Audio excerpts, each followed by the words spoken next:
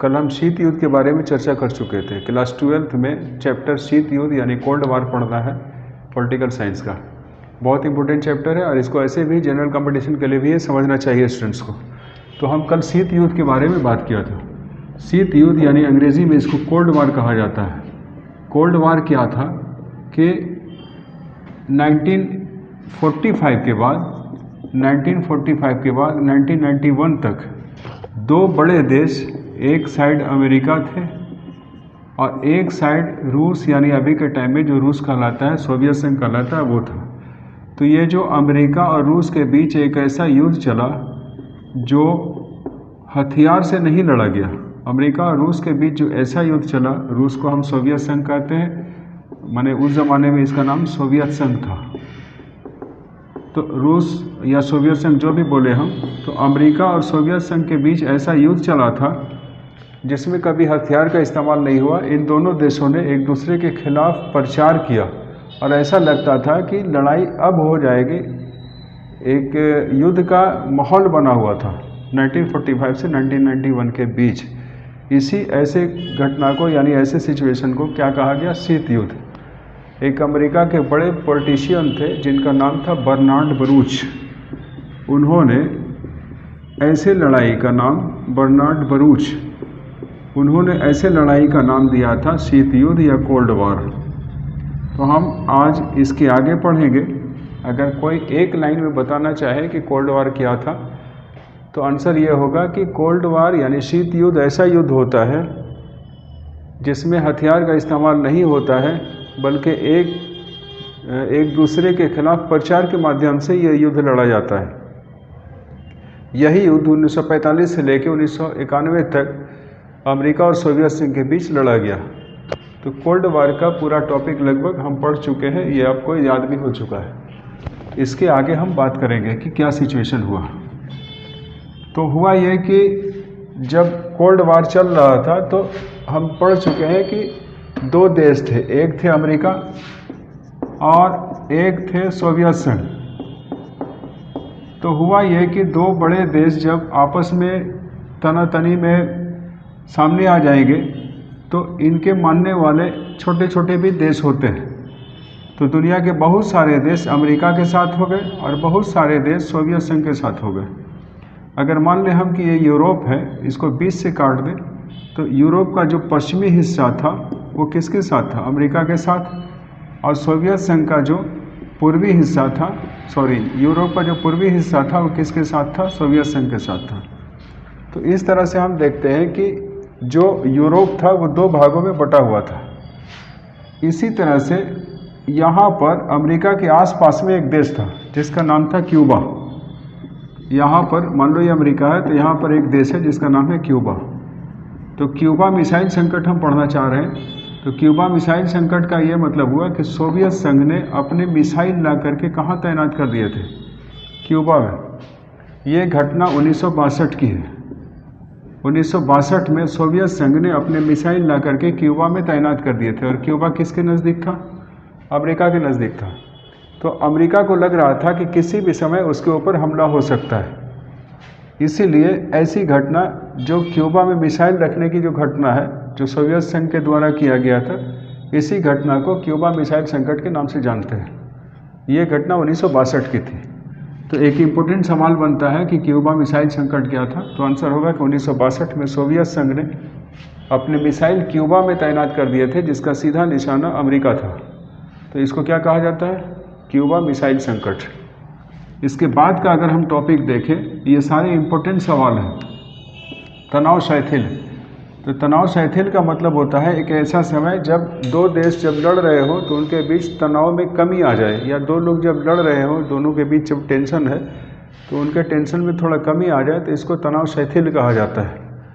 तो उसी तरह से हम देखते हैं कि अमेरिका और सोवियत संघ के बीच जो तनाव चल रहा था, इसके बीच थोड़ा बहुत कमी आया। ये लगभग 70 के दशक की बात है, जब अमेरिका और सोवियत संघ ने अपना तनाव कम किया और लड़ाई थोड़ा कम हो गया, डाउन हो गया, टेंशन कम हो गया, तो ऐसी स्थिति को कहा गया तनाव शिथिल। तो 3 इम्पोर्टेंट सवाल आपके क्लियर हुए। शीत युद्ध क्या है? तो ऐसा युद्ध जो किसी हथियार के बिना लड़ा जाए। जो एक दूसरे के खिलाफ लड़ा जाए, लेकिन उसमें हथियार का इस्तेमाल ना हो, गोला बारूद बम का हथियार माने इस्तेमाल ना हो, उसको क्या कहेंगे? शीत युद्ध। एक युद्ध है ये, सॉरी, एक संकट है क्यूबा संकट। तो क्यूबा मिसाइल संकट 1962 में सोवियत संघ ने क्यूबा में अपने मिसाइल लाके तैनात कर दिए थे, जिसका सीधा निशाना अमेरिका था। तो इसको क्या कहा जाता है? क्यूबा मिसाइल संकट।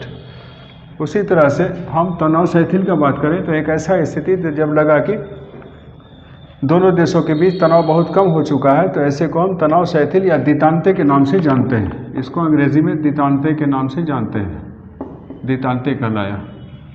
एक सवाल आगे बनता है, गुट निरपेक्षता या गुट निरपेक्ष देश क्या है, या तीसरी दुनिया के देश क्या है? तो आप याद रखेंगे कि गुट निरपेक्षता का मतलब होता है किसी भी गुट में शामिल ना होना। यानी जिस समय ये जो यूरोप है ये दो हिस्सों में बटा हुआ था, जब यूरोप दो भागों में बटा हुआ था, पश्चिम का यूरोप किसके साथ था? अमेरिका के साथ, और पूरब का यूरोप किसके साथ था? सोवियत संघ के साथ।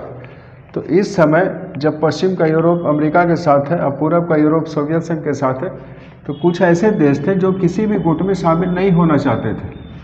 तो ऐसे देश जो किसी भी गुट में शामिल नहीं होना चाहते थे, उन देशों को क्या कहा गया? गुट निरपेक्ष देश कहा गया। और ऐसे देशों में कुछ देश का नाम आता है, जैसे सबसे पहला नाम आता है भारत का।